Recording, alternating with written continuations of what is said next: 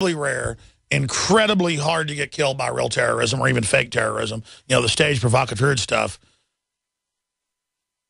But when the government funds al-Qaeda to take over Syria and kills 300,000 people now, it's loving and liberal, and they're just nice little rebels that they're giving heat-seeking missiles to. But the reason I get into this is our whole world's being changed, a police state's being set up for the security of the criminal class that's taken over.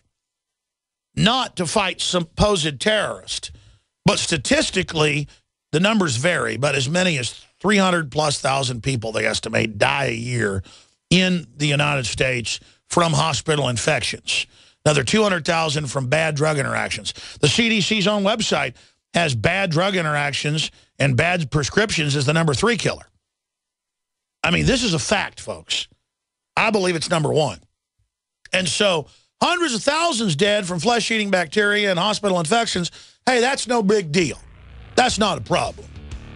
But let me tell you, less than 100 people, U.S. citizens, dying from terrorism a year, you'd think it was the end of the world. Just like, as I always say, great whites kill 5 people a year on average. Look it up. The record's 14. Everybody I know, almost everybody, will not get in the water, even in the Caribbean, because they think a great white shark is in there. And there aren't great white sharks in the Caribbean, boys and girls. There are hammerheads and other little creatures. And then we were going to get into some of the fraudulent statistics out there. Speaking of that, on Friday's show, I'm see if I can still find that piece of paper from Friday. Here it is. We had a vote on air over 2 hours of the 3-hour show with the callers. Who is the biggest con artist the last 20 years, the biggest BSer? Because we've got Jay Carney. Maybe we can cue that up for the next segment. We got Jay Carney running around the White House as disinformation officer saying that, oh, the stuff that says we covered up Benghazi, the memo we got caught lying about that says, you know, talking points Benghazi, it doesn't refer to Benghazi. Sounds like if you're in the grocery store and it says milk on the aisle, and you walk up and there's milk there, but you go, this doesn't refer to milk. Or if you're driving by and you see a store that says guns and ammo, you pull over and go, I want guns and ammo, and they go, oh, sorry, sir, this doesn't refer to guns and ammo, but I see guns and ammo through the window. Well, you're being a little bit of a conspiracy theorist. Carney said it's a conspiracy theory that Benghazi even exists. He said it's a conspiracy theory of a conspiracy theory. So we had a vote, and callers nominated Piers Morgan as a liar, Bill Clinton, Obama, Baghdad Bob, Satan, corrupt preachers that go along with the system, Mayor Bloomberg, Hillary Clinton, George Soros, Eric Holder, Janet Yellen, Glenn Beck, for whatever reason, and it just kept coming up. I don't want to fight with Glenn. That's who people voted for. Glenn kind of apologized last week for making stuff up about us and said he wants to be nice. So that's fine. I'm friendly. Just to get that out there. And then FBI. So, FBI got 1. Glenn Beck got 2. Janet Yellen got 1 vote. That's the head of the Federal Reserve. It's not federal, so that's a fraud right there. Eric Holder got 4 votes. He was in second place. George Soros got 1. Mayor Bloomberg got 1. Hillary got 2. Bad Preachers got 1. Satan got 1. Baghdad Bob got 1. Remember the guy that said that the U.S. had been defeated in Iraq when bombs were going off behind him? And that the U.S. wasn't anywhere in Iraq? That's Jay Carney level baloney. Obama got 1, 2, 3, 4, 5, 6, 7, 8 votes. Bill Clinton only got 1. Piers Morgan got 1. So, Obama is the grand supreme fraudster scam artist joke, according to our illustrious listeners. And so that's the first annual 2014 that will be held on May 2nd every year. The Global Baghdad Bob Comical Con Artist Fraudster Award. If you got your doctor, you can keep your doctor. I never said you could keep your doctor. If you got a business, you didn't build that. Everything is wonderful. Everything is awesome when you're part of the team. Oh, I'm so trendy. I mean, Obama is a fascist New World Order frontman. And the Republican leadership is protecting him, saying, we are the Borg. We will assimilate you. Obamacare is here to stay. We don't care if 80+% are against it. This is the way it is. I mean, it's just, man, that Alex Jones is a crazy kook, man. You know, he was pointing out that the former press secretary said there was no drone program, even though it existed 10 years before he was even press secretary. And then later Gibbs admits it was all a fraud. I mean, it's just like, we're not buying billions of bullets. We're not setting up checkpoints. We're not spying on you with the NSA. We're not doing anything. There's no employer mandate. There's no $5,000 fine. I mean, if you told me there was no Santa Claus, I would believe it. That's kind of what Obama is, though. It's like telling somebody that Santa Claus, a 3-year-old, that Santa Claus doesn't exist. They don't want to hear it. Now, I want to get to this next really big piece of news that ties in with the medical news we covered last segment about these superbugs. Now, it's only a matter of time until the already biggest threat, killing 300,000 Americans a year, God knows what is worldwide. Well, I mean, in fact, look up that number maybe, guys, from the World Health Organization. Number of people estimated to die from superbugs. I bet it's in the tens of millions out of 7.5 billion. But who knows they even have a number on that. It's all dead reckoning anyways. It's only a matter of time until this stuff really gets out there.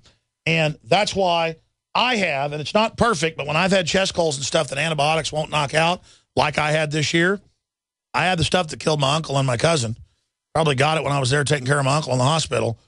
I just did it by drinking heroic dosages of colloidal silver. And we come out with our own super brand of colloidal silver at InfoWarsLife.com called Silver Bullet. If you want to support the broadcast and get that. I'm not saying it will fix everything, but topically or internally, everybody knows what silver does, the ancient antibiotic.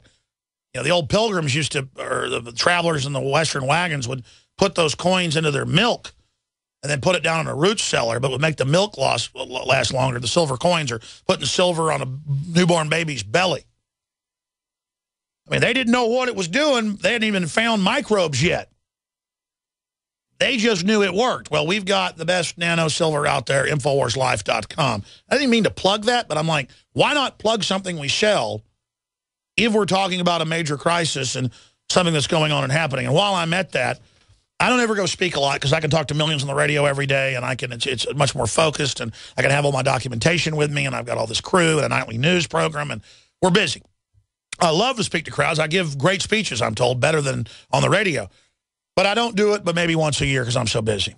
Well, I've agreed to speak in Dallas, my old hometown, May 31st. It's an all-day event put on by Stansberry Research Investment Conference. And, folks, T. Boone Pickens is going to be speaking, the billionaire, Porter Stansberry, top analyst, Cactus Schroeder, Bill Murphy, Van Simmons, and more. I am the featured speaker. But the keynote, they've all got names. I don't care if I was number one or not. I'm really number 200, T. Boone Pickens. That's fine. I look forward to hearing T. Boone Pickens speak. That's going to be weird. The point is that this is a big event. It's a one-day event. It's at a really nice place.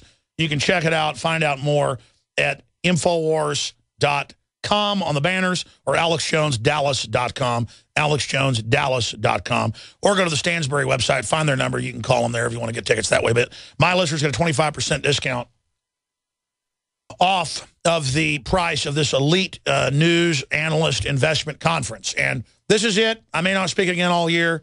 So here it is if you want to go. Okay, Big D, Dallas, Tejas. I will be there the 31st. I don't know. I guess that's like 26 days away, or do the math. So you don't want to miss that. All right, how long do I have till we go to break? Just a few minutes here. I want to get started on this right now. We're going to come back and talk about it more in the next segment. It's a big deal. Coming soon, a brain implant to restore memory. Now, again, I learned about this 15 years ago from public DARPA and MIT research. All right, there's the bell. And I warned you. Then I started learning 5 years ago they're already putting it in some troops' brains. Then about a year ago, it was finally in the DARPA news, their MIT, showing troops. In fact, I couldn't find the article today before the show. Like something out of the Manchurian Candidate with Denzel Washington, the remake, in the chair with the wires in the back of their head. And they're literally now moving forward to brain chip the troops. And it's in AP, Reuters, you name it. We're going to cover it when we come back. Hi, folks. Alex Jones here with some important information. I want to tell you about Matt Redhawk and his team of patriots over at My Patriot Supply. Several years ago, Matt was sitting in his two-bedroom apartment, frustrated with the direction this country was headed and the charlatans willing to sell us out for a quick buck. Deciding to take action, a company run by patriots for patriots was born. My Patriot Supply has never taken a loan or accepted outside funding. They now operate 2 distribution facilities and employ over 50 hardworking American men and women. It is